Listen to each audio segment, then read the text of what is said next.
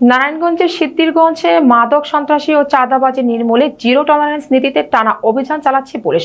Senior staff reporter Asim Ahmed জানান, থানার officer in charge OC Abdul বারিকের নির্দেশনায় বিভিন্ন এলাকায় বিশেষ অভিযান পরিচালনা করে মাদক ব্যবসায়ী সহ মোট 15 জনকে গ্রেপ্তার করেছে পুলিশ।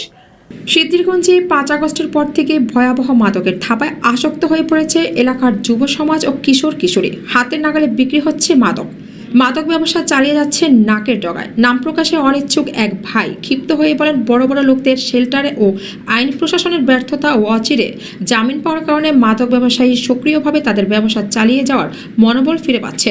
এমত অবস্থায় সাধারণ মানুষের পাশে এসে দাঁড়িয়েছে সিদ্ধিরগঞ্জ থানার ভারপ্রাপ্ত কর্মকর্তা ওসি মোহাম্মদ আব্দুল বারিক। সিদ্ধিরগঞ্জ থানায় যোগদান করার পর থেকে একের পর এক চমক দেখিয়ে এলাকায় চাঞ্চল্য সৃষ্টি করেছে সুনামের সহিত।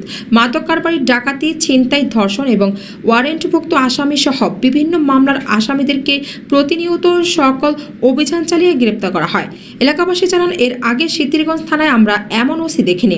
আমরা আশাবাদী তিনি সিদ্ধিরগঞ্জ এলাকা থেকে মাদক ছিনতাই, ডাকাতি, চাঁদাবাজি, ধর্ষণ এবং কিশোর গ্যাং মুক্ত সিদ্ধিরগঞ্জ নির্মাণের ভূমিকা রাখবে সিদ্ধিরগঞ্জ থানার ওসি আব্দুল বারিক।